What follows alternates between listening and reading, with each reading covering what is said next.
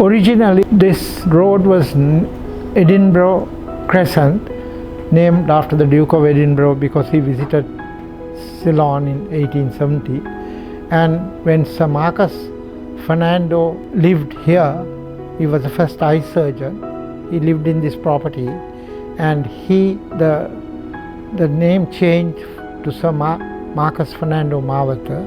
And this was where you're sitting now, was where the horses and the stables of Sir Marcus, because it was the age before motorized traffic.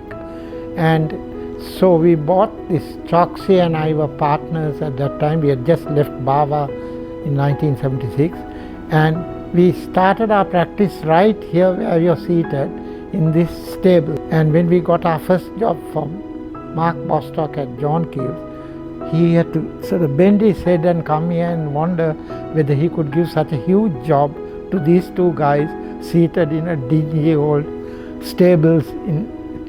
And then we built the office, demolishing a certain section, and later on then we demolished this part of it and we designed the house. But the house took a long time because I had to collect all the materials, and I found it was much cheaper to go to derelict building sites and collect all these doors and windows are about 100 to 150 years old, like the Dutch, doorway as you walk in, with the skylight. All of those were bought and assembled like a mechano set, and kept at my parents' house in Green Path over something like 8 or 10 years. And then we did the drawings, and then we put all these things into place, all the columns and everything you see. Even the flooring was originally beams of the central bank when they built their second phase, and that building was 200 years old, and we bought the beams. They were Burma teak, and they were sliced to 8-inch planks, and you're seated on a floor which is now 200 and odd years old, which is, so virtually the house was recycled material. 80% of it was recycled from old buildings, which was the way in which I always liked to work, because I always had a foot in the past, one foot in the past and one foot in the present, I didn't like this whole idea of aluminium and glass and, press bell and, air conditioning and all. And it proved to be what it was when we had all the tourists said, no more air conditioning for us. We want the windows open, because I didn't want to be infected by the last guy who stayed here.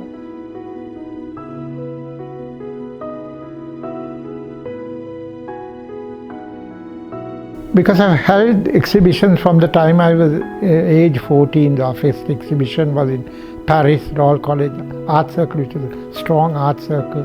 Lucky, before that we had Collett, before that we had Tisarana Singer, Harry Peris. There was one long continuity of art in school, and every 2 years we used to have an art exhibition internally for the school.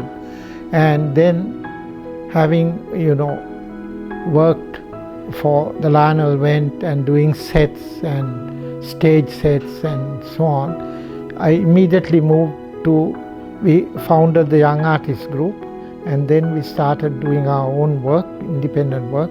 And when I went to Denmark, I learned lithography and engraving and woodcut and all that stuff.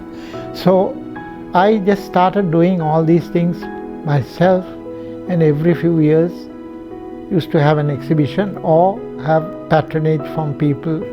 So I kept back some of the more important pieces which I thought historically for me, and during my travels especially to the east, to Thailand, to India, to Singapore and all these, Malaysia and so on, I did a lot of drawings because many of it had an architectural inspiration for me. So you have Buddha statues and fallen down buildings and Borobudur in Indonesia. So all these got a sort of whipping of ideas, and you just accumulated these skills And I was always a collector of books. I had books from 1590, I had a huge library from which Lucky did his currency notes. Other people did a lot of research. They used to permanently come here and do all their research. And so, strangely, unlike most young architects, we had a huge knowledge of the country's, natural history, the botany, and we've spread it out to Ina and Barbara when we used to go together.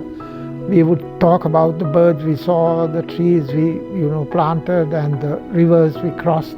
So it was all, a contiguous thing. And then when Geoffrey was doing his landscape, those ideas then got into the architectural world of, say, at Habarana we inherited a 26-acre plot without any trees on it. It was a chain-art piece of land. We got all the trees from the Mahaveli, root ball, planted, built up on podiums. So all these ideas that you traveled and saw, old ideas, just fell into place, and just, you sort of recycled it and brought it back.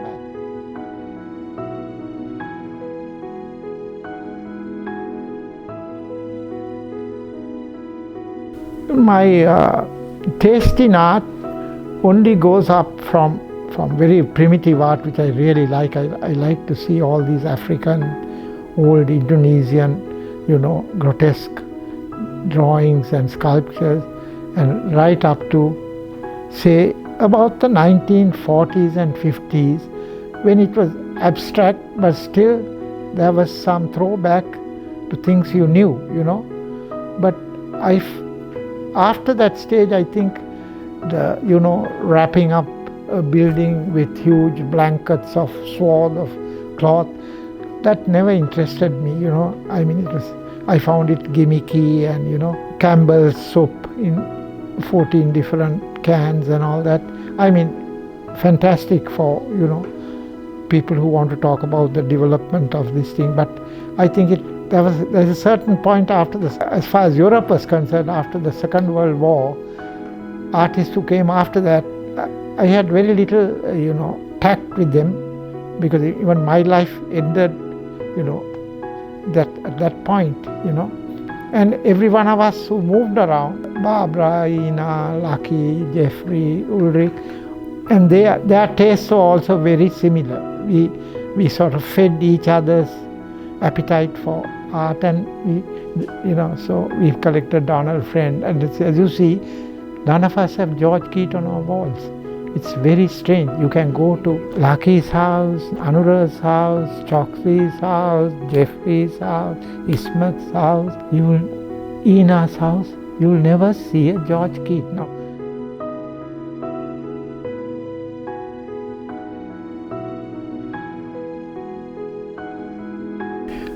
I think going back to Geoffrey and talking about his three colors, robin blue and samara and grey, I think even in my architecture, I seem to have stopped at that stage of color, and only color that you see are from the paintings and wall hangings and things which are added on, in a decorative way, like large batiks or large, wall panels or something.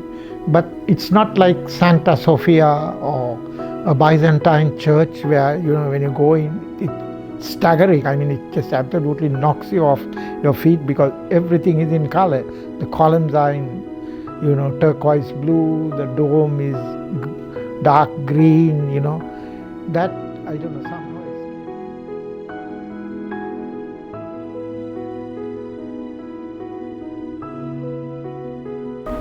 That's a tough question. Geoffrey was an unusual architect, though he studied at the AS school. He was more, what can I describe? His methodology of working was always, decided at the site rather than all the drawings that you did. He used the drawings just to, I can't use any other word, just to fool the client into believing, here are some perspective sketches. Lucky has drawn trees and animals jumping about and birds falling, and I have done all the landscape drawings and so on. So the client got thrilled what he was getting, but everything was enacted at the site, you know. So he shifted things around, and even the artwork, he wouldn't commit the artwork like most architects would do. Is they would draw the building, and just to get the permission of the client so that they are not misspending their money, they would say, Miss Jalil will do the following work, and they would sketch it out and send it and get permission. Geoffrey used to wait till the last moment till he felt, this, instead of this matting, I think we ought to have a sculpture, or right next to, you know, the owl in Kandanama should be positioned in such a way, you know. So he was very cautious about it, and he would sit with a huge pack of cigarettes. Even when I used to paint, he used to sit in the back, and it was intrusive to me because I have to keep talking to him over the shoulder, and he would ask me questions like, oh, that's lovely. Is that a peacock? Meaning he wants a peacock, right? But I'm drawing a dove, right?